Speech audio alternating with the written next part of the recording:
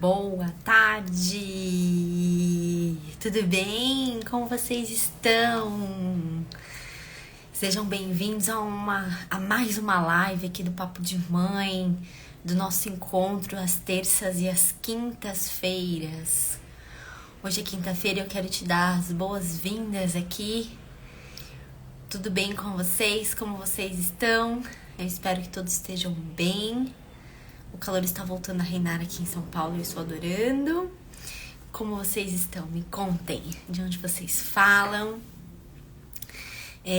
Muito prazer, meu nome é Gabriela Panzarini, eu sou mãe, sou educadora parental. Sou mãe do Lucas de 3 aninhos, casada com Chagas. E estou aqui hoje pra gente falar de um papo de mãe caprichado, recheado de muitas dores, de muitas angústias, de muitas dúvidas também. Porque poucas pessoas falam sobre o comer da criança dessa forma que eu vou abordar aqui e trazer pra vocês. Mas é uma dor muito grande, né? Quando um filho não come, quando um filho não se alimenta, quando um filho não gosta de uma coisa, não gosta de outra, não gosta de nada. Então hoje nós vamos falar por que o meu filho não come. É uma série especial de vários porquês, né? Porque eu digo muito aqui também nos atendimentos individuais que nós pais precisamos agir como detetives na educação dos nossos filhos, perceber os sinais que eles estão nos dando e avaliar por que está agindo dessa forma, por que ele está repetindo isso, por que ele está se comportando daquela forma, dizendo determinadas coisas, por que ele não come, né? Já que comer é uma necessidade fisiológica de todo ser humano. Nós não conseguimos não comer. A gente até pode ficar longos períodos, né, sem nos alimentar, mas o comer, a alimentação, ela faz parte das necessidades fisiológicas de nós seres humanos, assim como o sono, assim como a excreção também, né, o xixi, o cocô. Então são necessidades, são fatores fisiológicos, né, inerentes. Chega um momento que nós precisamos comer. Então, por que uma criança ela não come? Então nós vamos falar sobre isso hoje aqui no nosso Papo de Mãe. Esse vídeo fica salvo tanto no feed aqui no Instagram, quanto lá no nosso canal do YouTube. Exatamente, eu também coloco depois esse vídeo lá no YouTube. Para quem gostar, né, e quem quiser assistir mais rapidinho, também ter acesso a esse conteúdo por lá. Então vamos começar? Então o tema de hoje, para quem chegou agora, é por que o meu filho não come, tá bom? Então, vamos lá, vamos começar a falar quando que começa a alimentação da criança. A alimentação do bebê, gente, começa desde a barriga. Exatamente, muita gente não sabe, mas... exatamente, vamos chegar lá. Nai, né? Nai, vamos chegar lá, Nai. Fica até o fim que eu quero te dar algumas dicas. É o seguinte, quando o bebê já está na barriga da mãe, já começa o processo de alimentação. Porque o bebê, ele faz, e também de excreção, porque o bebê também faz xixi dentro da barriga da mãe. E o bebê também, lá no finalzinho, a gente chama de mecônio, né? O bebê também faz cocô, né? Na barriga da mãe, né? Lá pelo final, quando passa um pouquinho, ou quando o bebê precisa fazer algum esforço por conta do trabalho de parto. Então, é importante a gente perceber que esse bebê, desde a barriga da mamãe, ele já começa a se alimentar, tá bom? Por meio do líquido amniótico, tá? Os bebês, eles engolem, eles começam a treinar também a deglutição a partir da vida intrauterina, tá bom? E o que acontece? É engraçado dizer que ali já começa uma introdução alimentar. Então, desde aquele ambiente intrauterino, o bebê já começa a ter acesso ao paladar, né? Ele engole aquele líquido amniótico e o que acontece, né? Esse líquido amniótico, na maioria dos casos, ele vai ter assim um quê a mais de tudo que a mamãe come, exatamente.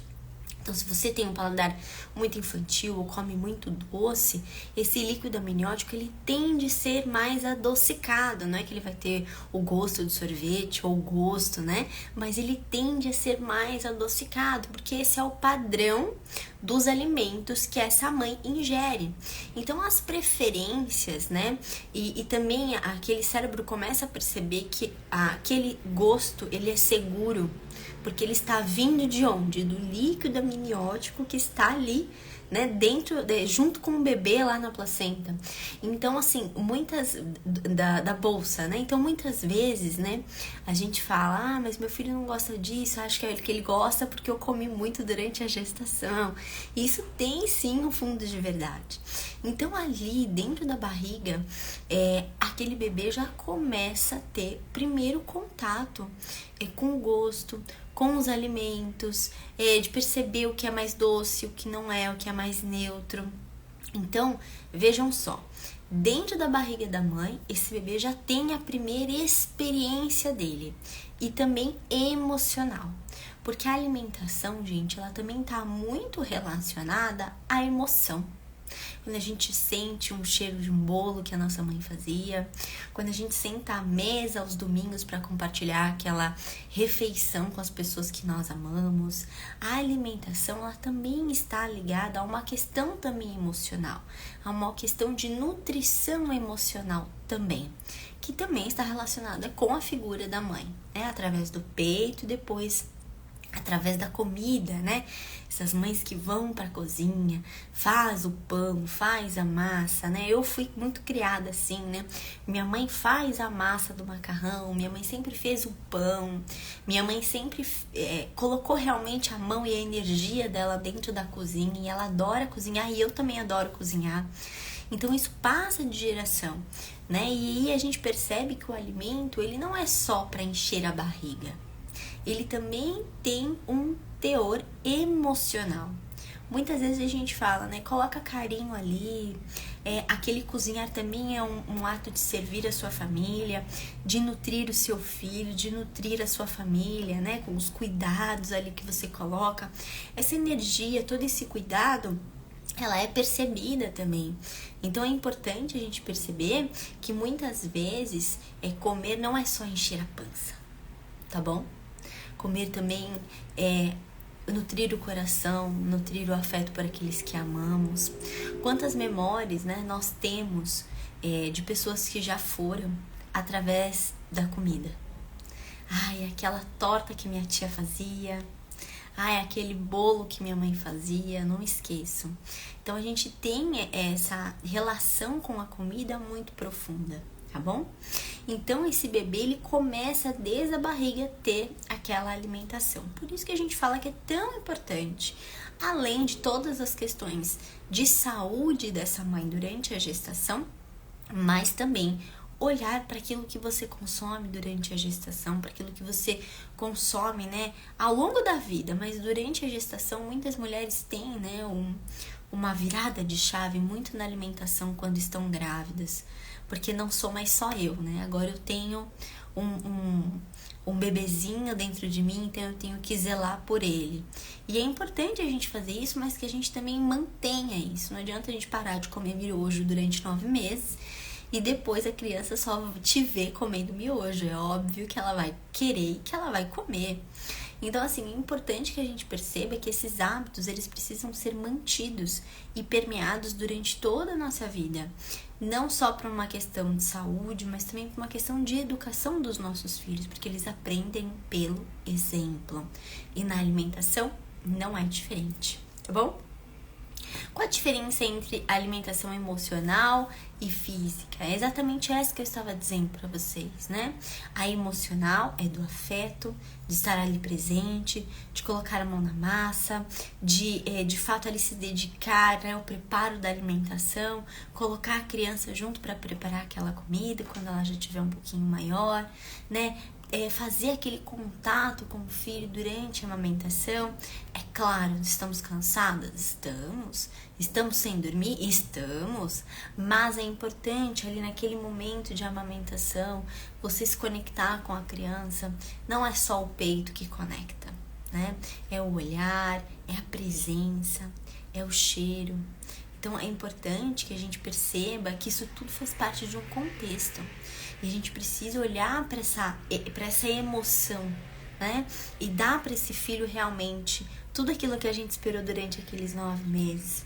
É claro que o cansaço, né, a exaustão faz com que a gente às vezes olhe no celular, jogue a toalha, fale pro marido, tô aqui, dá você a mamadeira, mas muitas vezes é importante a gente também, né, através, né, da mamadeira, passar isso também pra criança, porque o peito, ele é muito importante, com certeza, mas as crianças que também não têm a oportunidade de mamar, né, no peito, e sim por fórmula ou na mamadeira, né, elas também não deixam de ser dedicado àquele afeto daquele momento que ela está se alimentando. Então, existe a diferença entre a nutrição emocional e a nutrição física, tá bom? E é essa. Qual a diferença de comer bem e comer mal? E isso, gente, olha, que nem aqui uma moça mandou, né? Minha filha, comer mais para tirar o mamar. Então, comer mais quanto? A gente faz essa confusão, né? Com quantidade. Então, assim, é ilusão a gente achar que uma criança de 2 anos vai comer a mesma quantidade que nós, adultos. Normalmente, o que é indicado, os pediatras indicam, né? É um prato de sobremesa. Tá? Então, um prato de sobremesa é o adequado. Quantidade de proteína, o que é adequado? Normalmente, o tamanho da palma da nossa mão. Então, aqui, ó, esse é o tamanho da palma da minha mão. O que é necessário para eu comer de proteína, tá? Aqui, ó, a palma da mão. Uma sobrecoxa, tô imaginando aqui, tá? Uma sobrecoxa, um filé de frango, uma quantidade de carne moída, enfim... Aqui, ó, um pedaço de bife de carne, bovina, né? Um filé de suíno, enfim. É o tamanho da palma da mão. Aí você pega e olha pro tamanho da palma da mão do seu filho. Será que você tá colocando comida demais no prato? Por isso que ele não come? E é engraçado perceber que essas crianças, conforme o tempo vai passando, algumas tendem também a diminuir essa questão alimentar. Por exemplo, quando o Lucas começou a comer, ele comia muito melhor do que ele come hoje. E hoje ele gasta muito mais energia do que ele gastava antes, porque ele anda, corre, enfim, se movimenta o dia inteiro, gente, é o dia inteiro subindo, descendo do sofá, brincando, pulando, e eu desço pra andar de bicicleta, e eu desço pra ir no parque, e eu desço pra... É o tempo inteiro ele se movimentando, na escolinha, é tudo muito, atividade muito de movimento. Então, mas ele não come a mesma coisa, isso é esperado, né? A mesma coisa, o crescimento, né? O peso das crianças. Antigamente, a gente leva no pediatra, né? No comecinho da vida dessa criança, a criança engorda ali 1,5 kg, dependendo da distância de uma consulta para outra, né?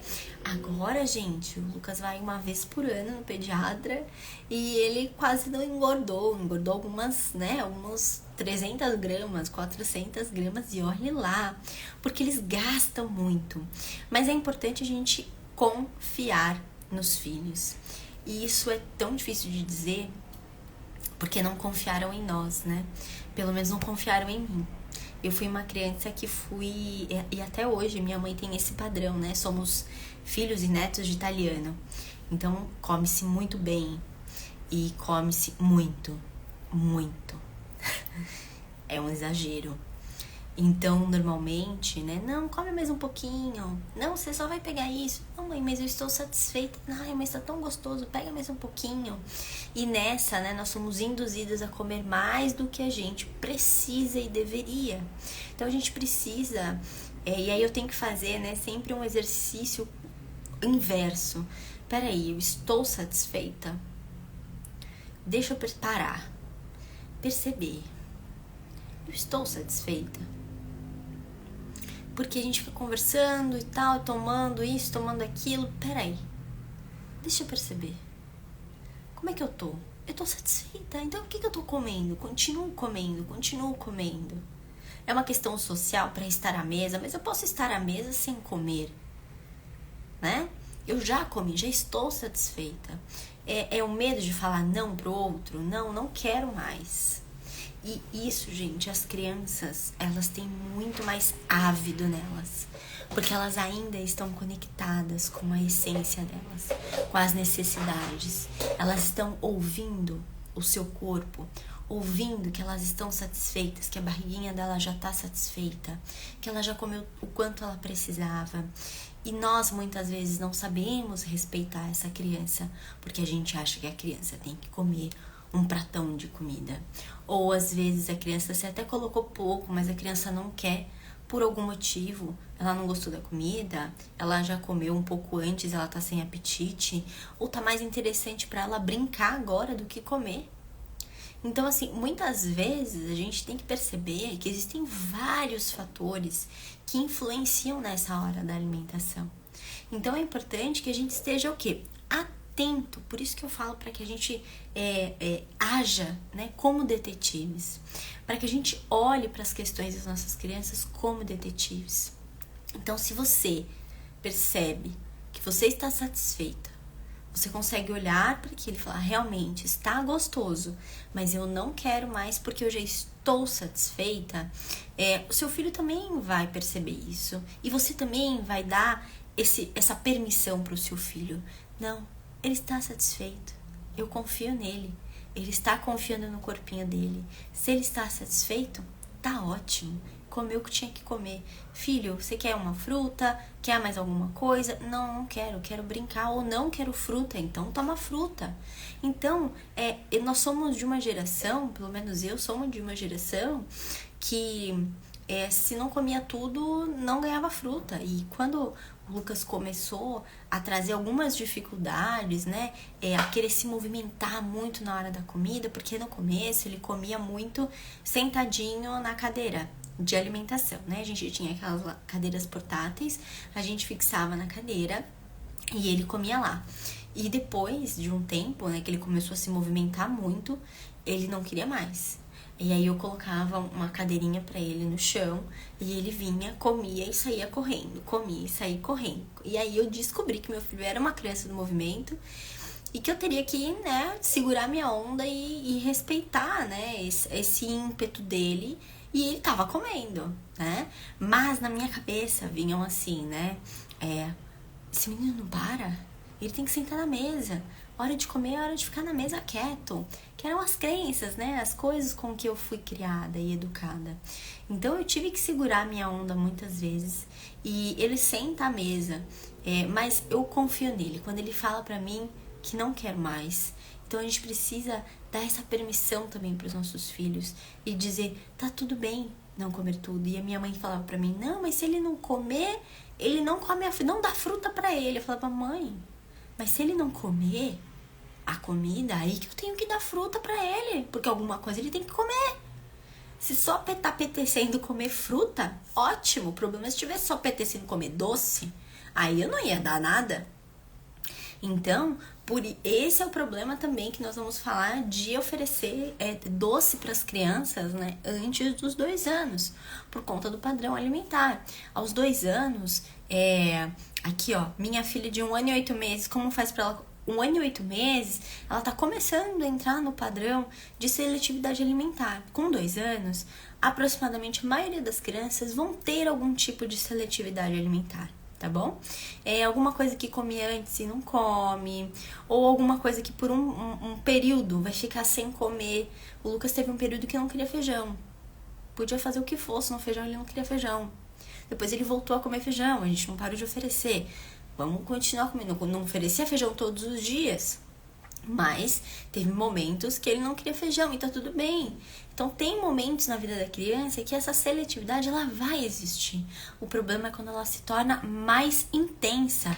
Aí assim, a gente acha que a criança comendo mais, ela vai sair do peito, o que é um mito.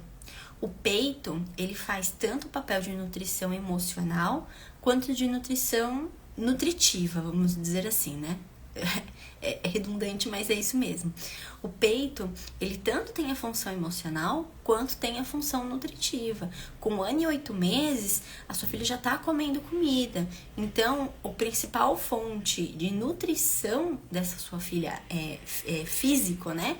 É a comida, né? O que tá nutrindo ela, na maioria das vezes, é claro, o leite materno, ele ainda tem provimento de nutrientes e coisas importantes, imunidades e tudo mais. Mas o que tá pesando mais, tá deixando sua filha aí bem, viva e tudo mais, é a comida. Você quer que ela coma mais pra tirar uma mais? Isso é um mito. Porque normalmente, o que uma criança de 1 ano e 8 meses ela tá buscando ainda no peito? É emocional. Ela não está se sentindo emocionalmente segura pra sair do peito. E ela pode comer mais, mas ela vai continuar no peito. Porque ela quer você. Por algum motivo, ela ainda está com você. Ela ainda está precisando se ver conectada pelo peito com você. Então você precisa ter momentos no seu dia, mais momentos de vínculo, de qualidade com essa criança, para que você entre com esses momentos e vá tirando esse mamar. Não é dar mais comida para a criança, encher a criança então dá mamadeira, ou não é isso, tá? O que acontece é que a criança vai continuar tomando muita mamadeira, porque normalmente, né, além de tudo, tem um padrão de sucção do peito que acalma, que aconchega, que é vínculo, que é fonte de nutrição emocional. Então ela tá buscando tudo isso ainda no peito, tá bom? Então, assim, você quer tirar ela do peito. Então, você tem que passar por um outro processo, perceber como você pode tirar essa criança do peito de uma outra forma. Não é dando mais comida. A gente pode aí estar falando de um processo de distúrbio alimentar lá na frente. Porque o que essa criança quer não é mais comida. É mais você. É mais mãe. Então, quando a gente não consegue entender isso, a gente pode até fazer com que essa criança tenha um distúrbio alimentar lá na frente. Porque eu não vejo isso e eu dou comida. Aí a criança que não tinha fome passa a ter fome, porque você está forçando a criança a comer. Ou a criança vomita, porque ela não quer comer aquilo e o corpo dela rejeita. Então, olha o tamanho da desconexão. E muitas vezes a gente tem esse mito de que a criança tem que comer mais para sair do peito. Mas ela não está no peito para encher a barriguinha. Ela está no peito muitas vezes para encher o coração. E a gente precisa encher o coração dessa criança. Mas eu falo que eu amo. Eu fico com ela o dia inteiro. Tudo bem, mas qual é a qualidade disso? O que você está entregando de fato? Como que você está com esse processo de ter que tirar ela do peito? Está confortável para você? Está se sentindo seguro? Está se sentindo pressionada porque ela já está com 1 ano e 8 meses e tem que tirar do peito? Então percebe? Todas essas questões que eu tô trazendo aqui para vocês são emocionantes. Claro que são, porque a gente é mãe. E quando a gente olha para a alimentação dessa criança, a gente percebe que é muito mais do que comer. A comida, gente, é o fim, é o ponto final. Tem muito mais aí embaixo. Estou dando peito só na hora de dormir, tipo 3 ou 4 mamadas por dia. Então, Nai, isso tudo precisa ser avaliado, né? Tipo, de 3 ou 4 mamadas por dia. Quanto que ela mama? A gente não sabe, ela toma peito. Mas como que é esse padrão de mamada? Existe, assim, várias coisas que precisam ser respeitadas.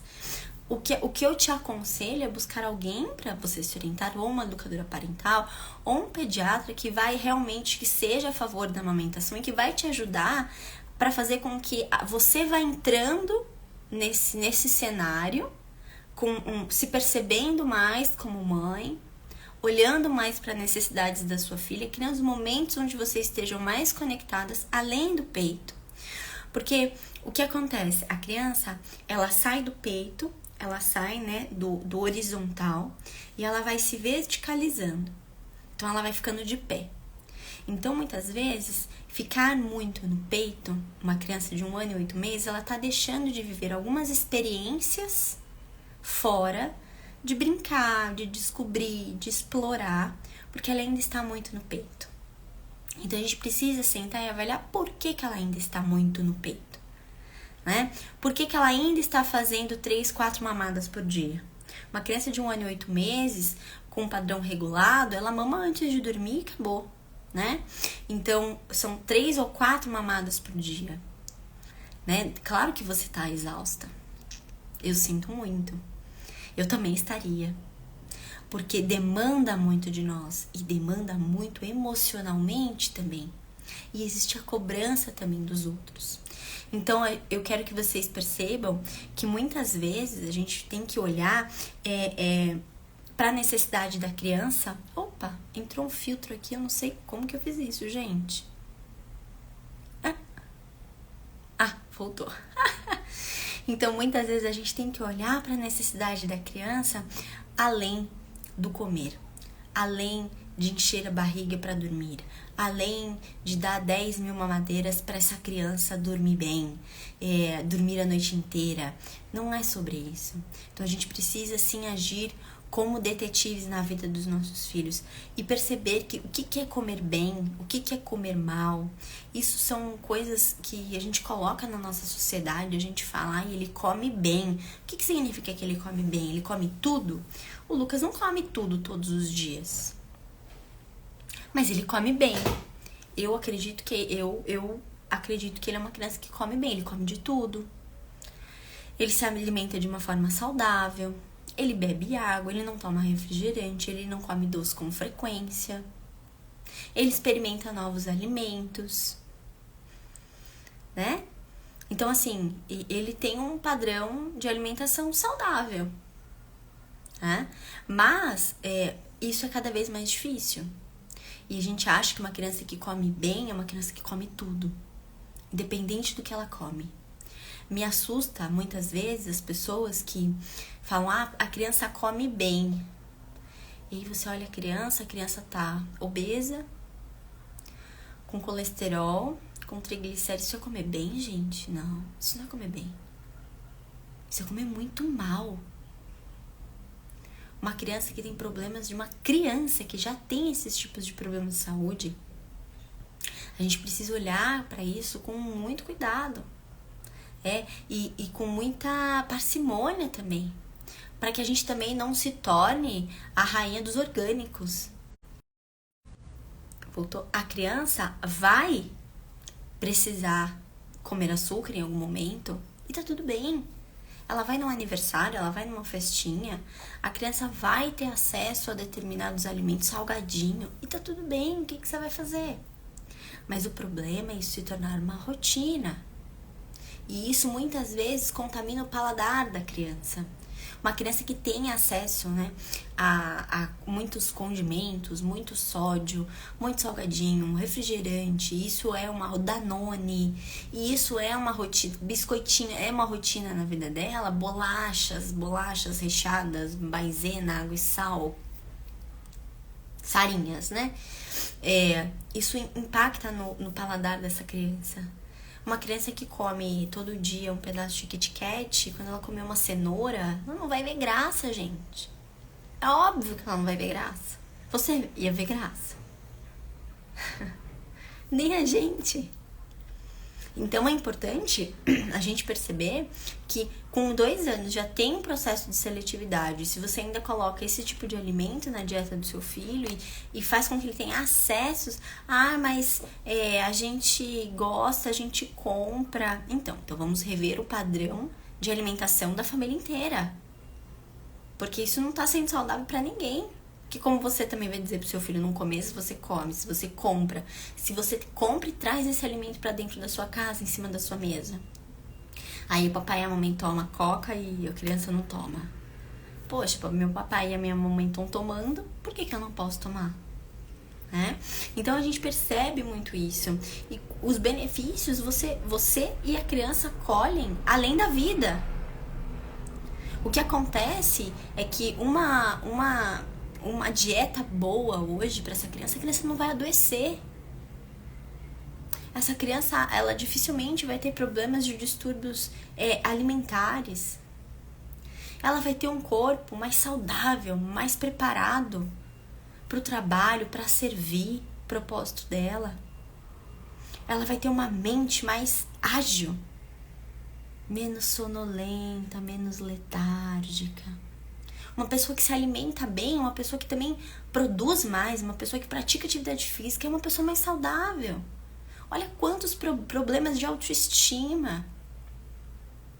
Difícil a gente falar hoje com uma criança, né, de 7 anos que já tá obesa, já tá acima do peso dela. Quantidade de bullying que essa criança já sofre. Ela se olha no espelho, meu Deus, quem vai gostar de mim? Então a gente previne isso ao longo da vida dessa criança. Só que muitas vezes a gente tem que começar com a gente, dentro da nossa casa, com os nossos hábitos alimentares. Não adianta durante 9 meses você parar de comer miojo. As que param, tá? Tem umas que nem param. As que param, porque estou grávida. Só que depois a criança vive de miojo.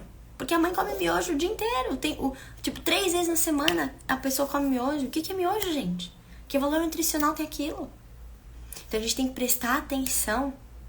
Porque a gente prevê uma criança que se alimenta bem não fica doente. Gente, o Lucas, eu não sei o que é um pronto-socorro. Ele foi pra escolinha agora, com 2 anos e 10 meses. Segurei até 2 anos e 10 meses. Ele não ficou doente. Ele não ficou doente. Ele não pegou pé, mão e boca. Ele não pegou nenhum tipo de pneumonia, de bronquiolite. Ele não pegou nada. Aí as pessoas olham pra mim e falam: ah, ele toma refrigerante? Não, não toma. Né? Às vezes ele vê, ele come. Aí as pessoas me perguntam: eu posso dar um pouquinho pra ele? Não, ele não toma. Aí as pessoas me olham com uma cara assim, tipo: nossa, que megera. Eu quero o melhor pro meu filho. Eu não quero que ele fique doente porque ele toma uma coca. O que tem de bom naquilo? Então percebam, um salgadinho, uma vez ou outra, a gente teve a primeira vez que o Lucas comeu salgadinho, nós estávamos lá embaixo no prédio, tinha umas crianças mais velhas comendo salgadinho e deram um salgadinho pra ele, óbvio, e ele comeu e adorou, claro.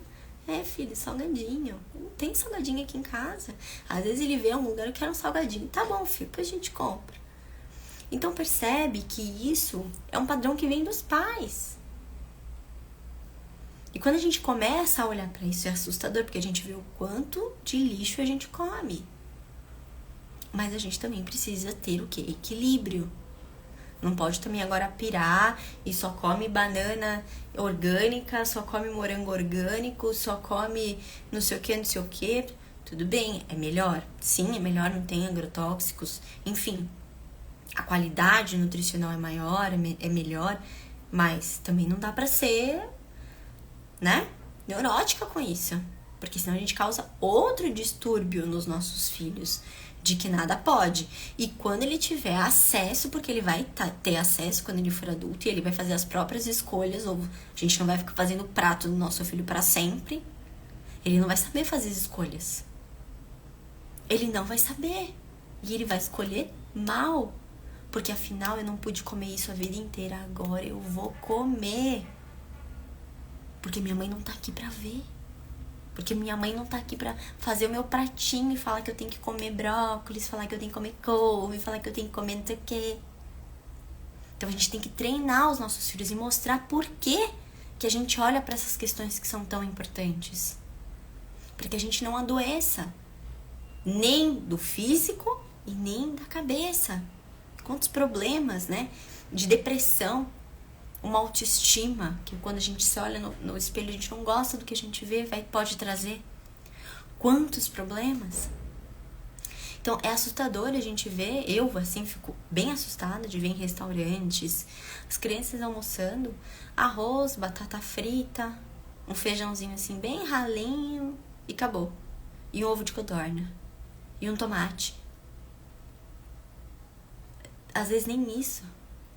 Então é assustador e a gente precisa cuidar disso hoje. Porque lá no futuro vai ser muito mais difícil. Como hoje nós temos dificuldades de mudar os nossos padrões alimentares.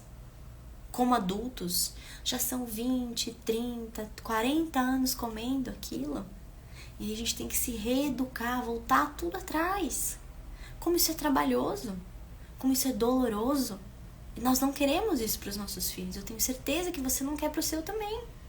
Só que a gente precisa começar essa mudança hoje. Então, eu quero falar aqui pra vocês. Boa tarde, Helena.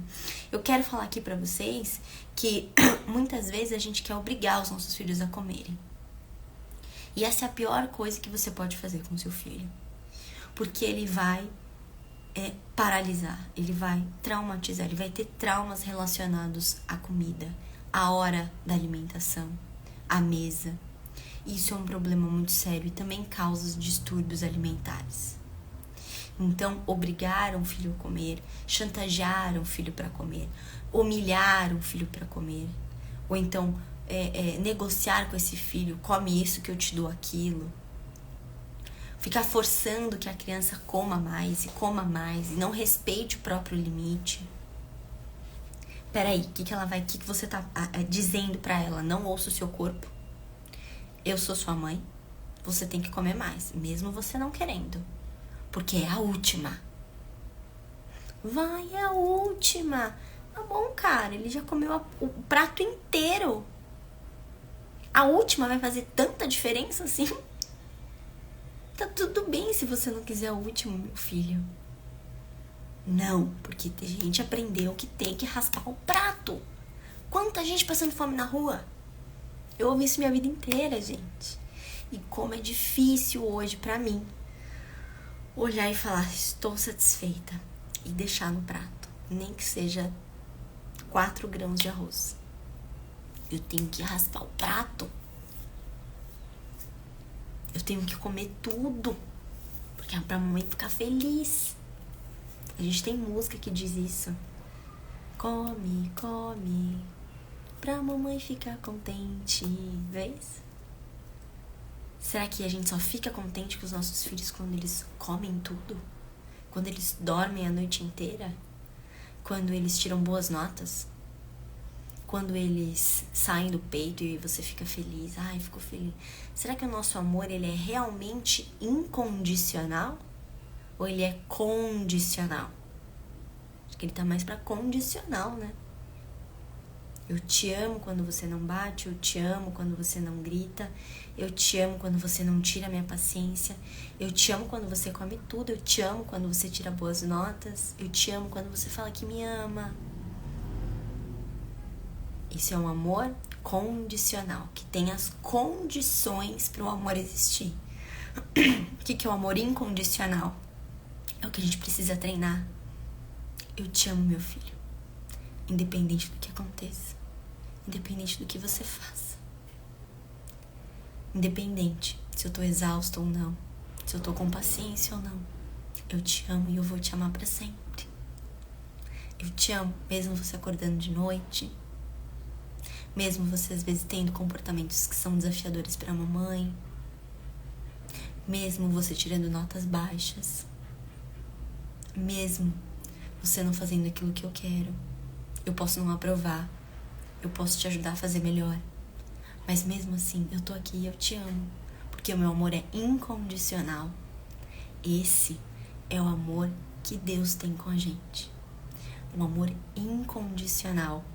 E eu já ouvi falar isso em alguns lugares, né? Falam que o amor mais próximo para entender o que é o amor divino, né? De Deus com a sua criação. É o amor de mãe e filho. Que é um amor incondicional. E a gente precisa amar os nossos filhos e respeitá-los. Independente se eles comem bem ou mal, se comem tudo, se tiram boas notas, se são bonzinhos, se são quietinhos. A gente está aqui para exercer o papel de guiar, de orientar, mas também precisamos deixar claro para eles: eu te amo. Independente do que aconteça. Porque muitas vezes isso falta. A criança se sente ali só pertencente, só amada quando ela come, quando ela tira boa nota, quando batem palma pra ela, quando elogiam. E quando ela for adulto, que ela fracassar? Será que ela vai se sentir confortável de bater na sua porta e pedir um colo?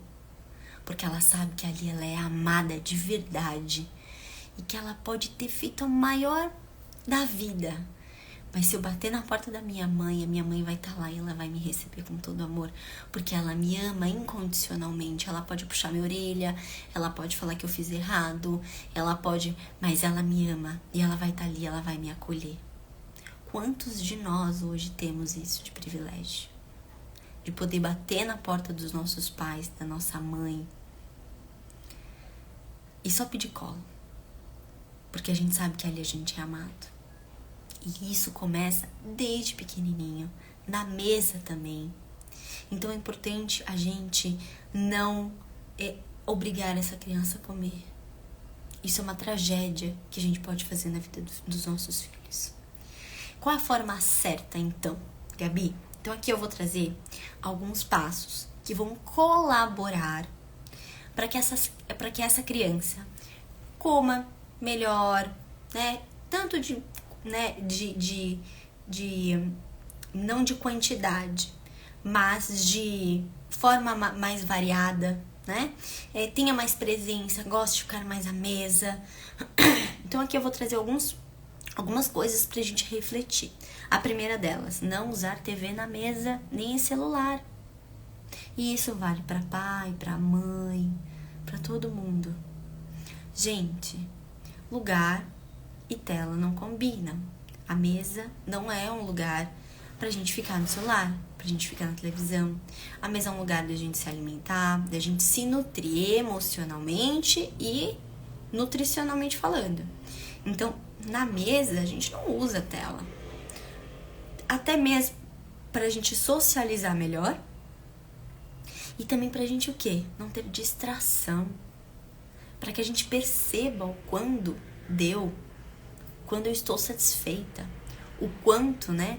Eu não preciso mais me alimentar, eu só estou aqui participando daquele momento em família ou com os amigos.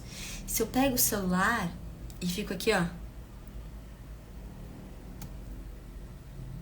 eu perco totalmente a noção da quantidade que eu tô comendo, se eu tô satisfeita, se eu não tô satisfeita.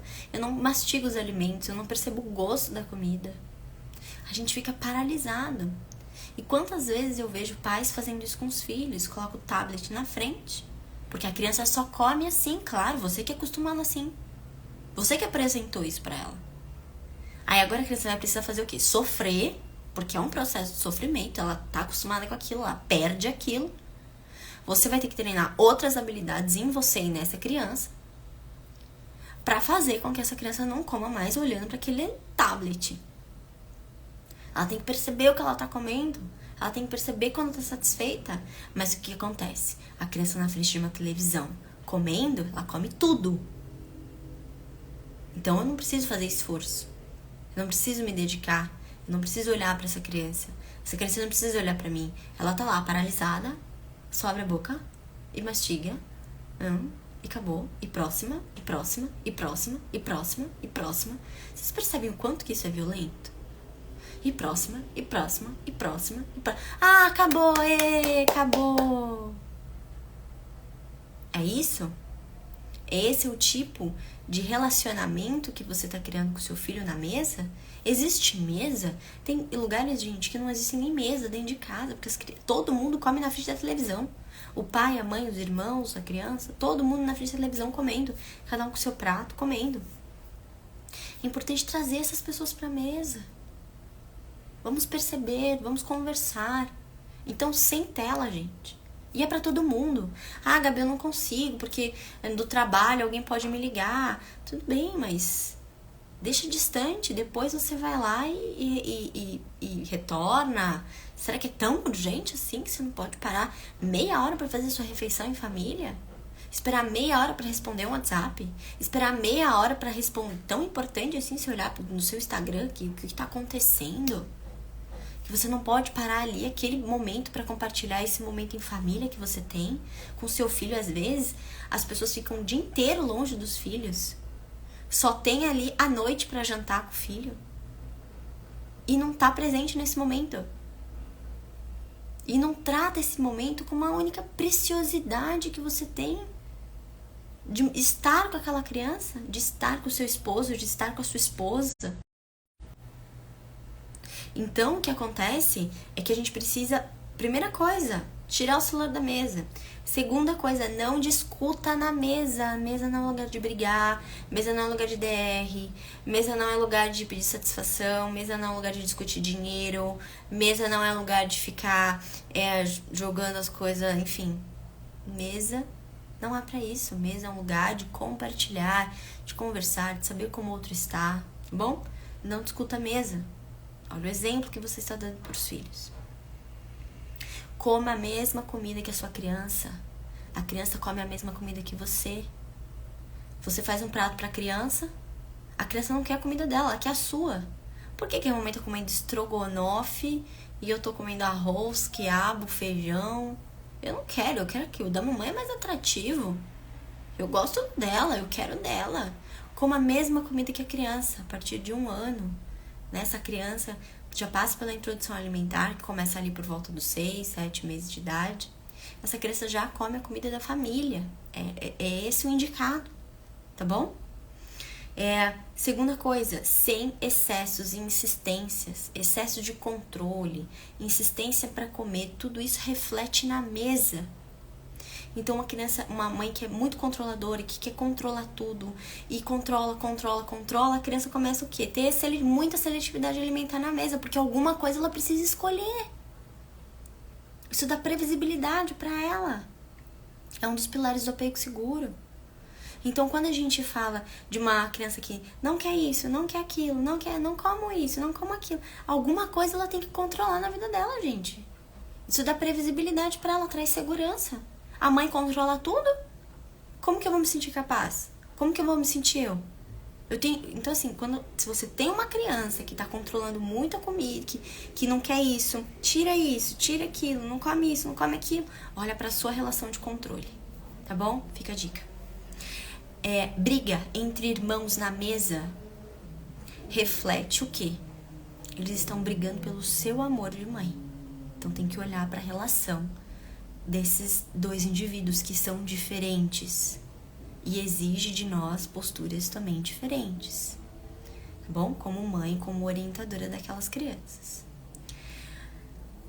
Outra coisa, prazer de estar à mesa. A gente precisa sentir prazer de sentar numa mesa, de conversar, de saber como foi o dia do outro. Muitas vezes, essa criança não teve isso durante a infância e chega na adolescência, que já é um momento de mais introspecção, onde nós estamos buscando o nosso lugar no mundo, onde nós estamos descobrindo quem nós somos, do que gostamos, nos lançando como flechas. Esse adolescente não quer vir pra mesa mais. Quer ficar fechado, quer ficar trancado, todo dia comendo. Tudo bem, existe um momento que a gente percebe, vai ali, come junto com a criança, tenta trazer de algumas formas, mas quando existe uma resistência, por que a mesa ela não quer vir pra mesa? Será que tá chata a mesa?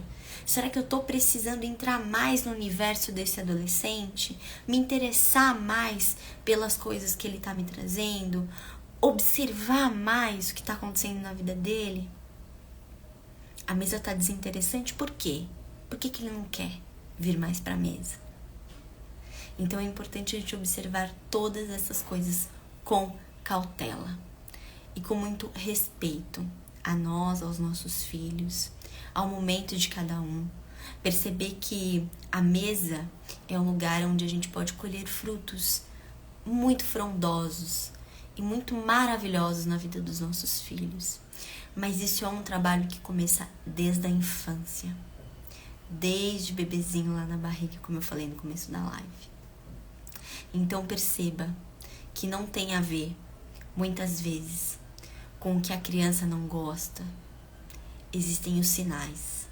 Quais sinais eles estão dando por aí? Quais sinais seu filho está dando por aí? Tá bom?